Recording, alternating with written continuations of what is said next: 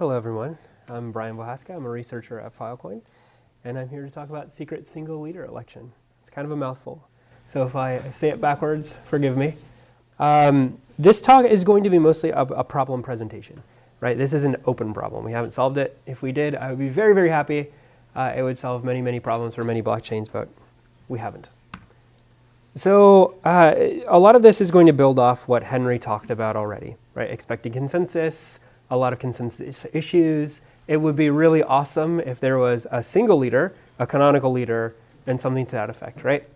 So we saw what happens if there's multiple leaders, right? We saw well, maybe you could have conflicting blocks. And by conflicting blocks, I mean, we have a bunch of leaders. They should be included in a tip set. The tip set should be merged into things, and we have forking, and it comes back. And in the limit, it's great, but it'd be awesome if that limit was one block, right? So this hopefully solves some grinding issues. Like if you're grinding on a block, it wouldn't make a lot of sense if there was a single leader and everybody knew who that single leader was. And it's like, well, there's one fork, right? And of course, synchronicity as a result. So what is it? It's a secret. That's it. We're done. See ya. No. So really, fundamentally, it's a means by which to elect the single leader, and it needs to be fair. It needs to be over a weighted set. This weighted set for us is the power table. For other blockchains, it might be stake or some other mechanism, right? With a big asterisk, there are a lot of constraints, right? If I said, could I build, let's say I had a threshold cryptography system, right? And every miner were to participate, and we all put it all in one pile, and we all contribute some randomness, and a number pops out, and the miner closest to that number wins. Price is Right rules, right? That would be great. The problem is that's a lot of communication, right? And some of the requirements that we have for Filecoin would mean that we'd have to do that every block, right? And MPC is expensive. Maybe in the future it won't be, but right now it is. So we need some way of doing all of this within some practical engineering constraints, right? So within Filecoin, if we want people to store storage, presumably people want to retrieve that storage, and if it took 1 million years, that would be terrible, right? And so we want this to be, ideally on the order of seconds. So the problem, right? Well, there's a lot of problems buried in this problem, right? One of them is fairness, right? It would be easy to select a leader. It would be easier to select a leader over a flat random, like a set, it's flat, all that sort of thing. But ours isn't, right? We have a weighted set, a power set. And again, on other systems, might be proof of stake, proof of something else, right? We want to have a fair and verifiable, and this is where that verifiability component comes in, random selection, right? Fair, and we describe all of this in an RFP, which I'll share the link later on, but this is all live in much more detail on GitHub. So moving on, we want it to be secret. So one of the things we really, really want to prevent is a really angry actor. I'll call them angry. I like angry.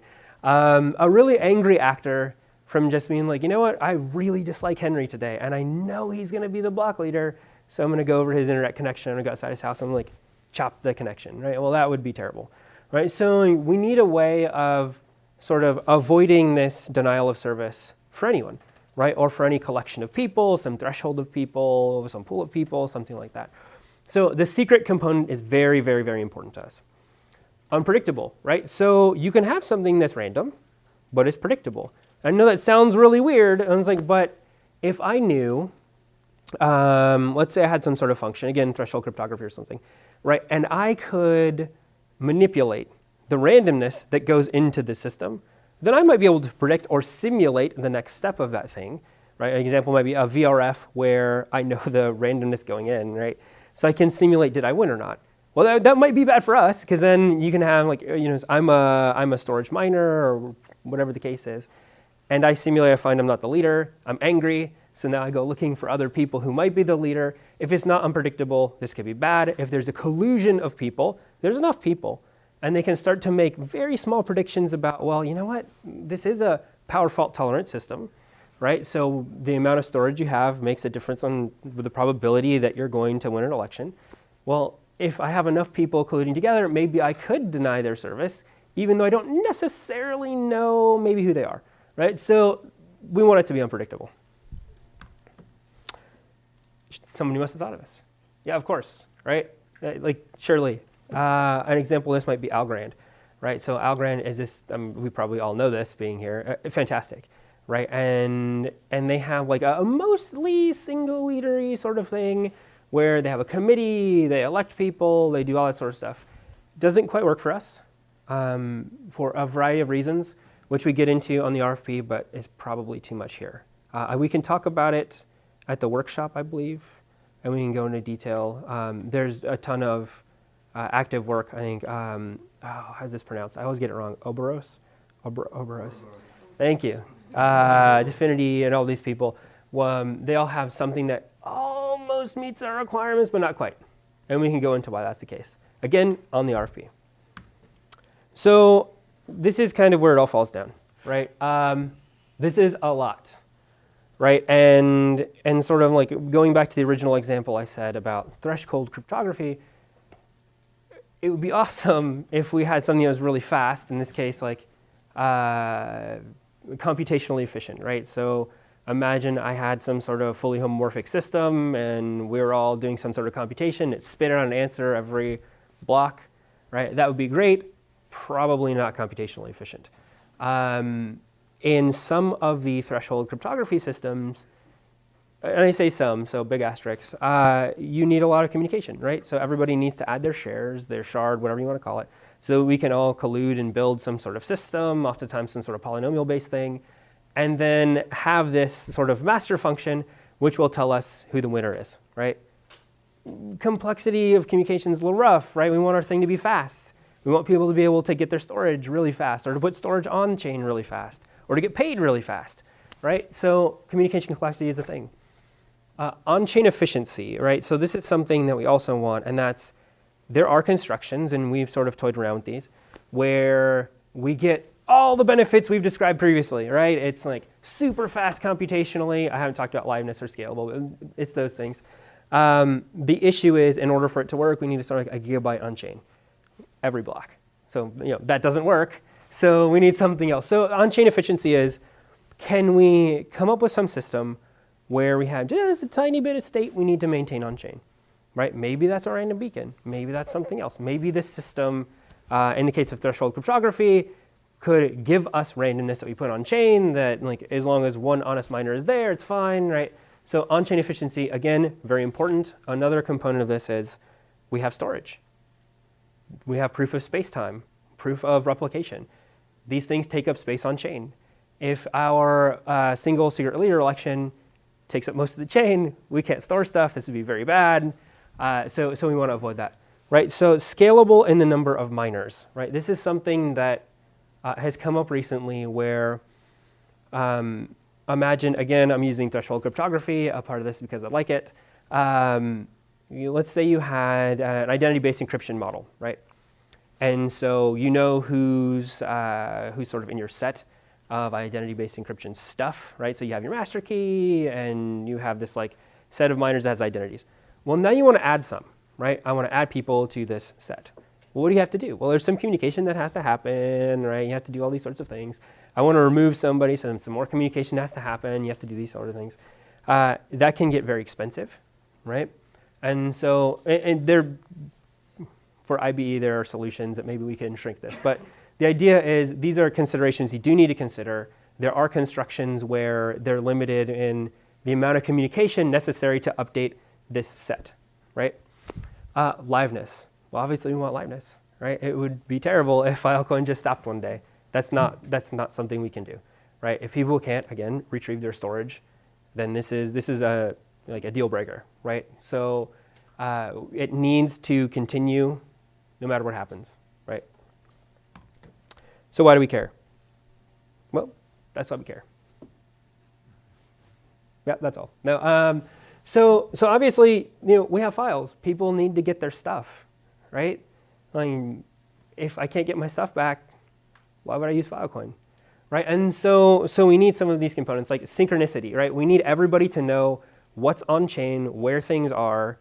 I can trust that somebody, this is post, I can trust that somebody is maintaining that storage, right? Like you have stored something, you have proven via proof of replication that you have done it, right? And you are maintaining that. That maintenance sort of protocol is proof of spacetime, right? That's on chain. If it takes too long, then there's some attacks that could happen. So we need that to be fast. We need it to be synchronous across the network, right? So POREP, post. And power is tied to these things, right? The more storage you have on the chain, the higher the probability you are the miner or the block leader, right? So the more rewards you get, we would like that to be the same, right? Convergence, right? Speed is very important. If I can't get my storage back, that's really bad. If I have to wait a day before I can get my storage back, also very bad, right? So convergence speed is very, very important, right? One of the things you may have seen in expected consensus is that when you have more than one leader, this is a really, really hard problem to describe, and the secure model is a little complicated, right? This just simplifies that, right? If we had one leader, we have expected consensus plus, right? So single secret leader election isn't a consensus protocol.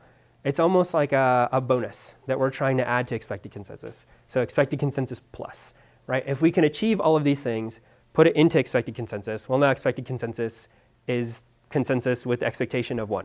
Right, exactly 1. Only ever 1, right? Never 0, only 1, right? That would be awesome.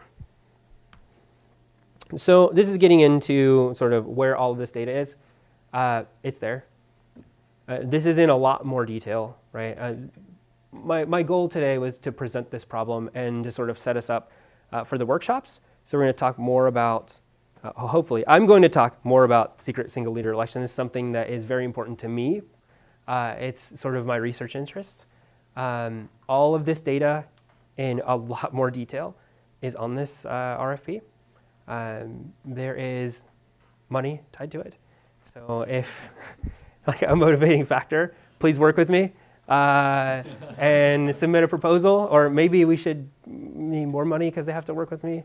I'm not really sure, but it's a really cool problem. It's something that not only affects Filecoin. I think if we had it as some SSLE protocol, it affects most blockchains, most consensus systems.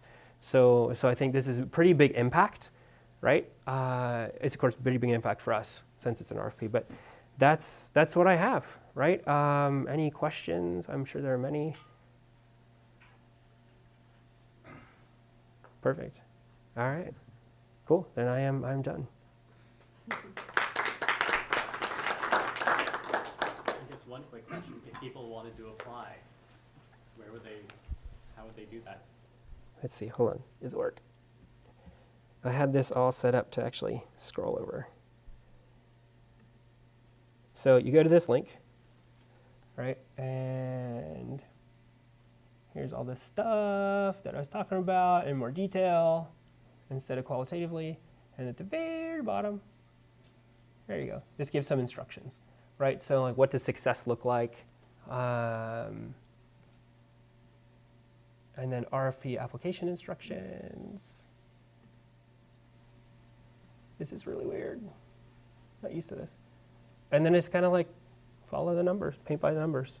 Evan, do you want to make any comments as the RFP boss man? I'm good. Okay. Yeah, it's pretty easy. And if you have any questions, Evan Maizano, who's over here, is the guy or the person, right, who can answer most of those questions. And George, which is not here, he can also help them. Or you could reach out to me. Should I give him? RFP at protocol.ai. Yeah, right here. Right here. So you can send questions there. Yep. We're pretty good about getting back to people and updating the RFP if there's like fuzzy bits that need some more clarity. Yeah. And, I just wanted to add, could you go back to the set of properties, like the slide where you have all the properties? Let's see. Going back.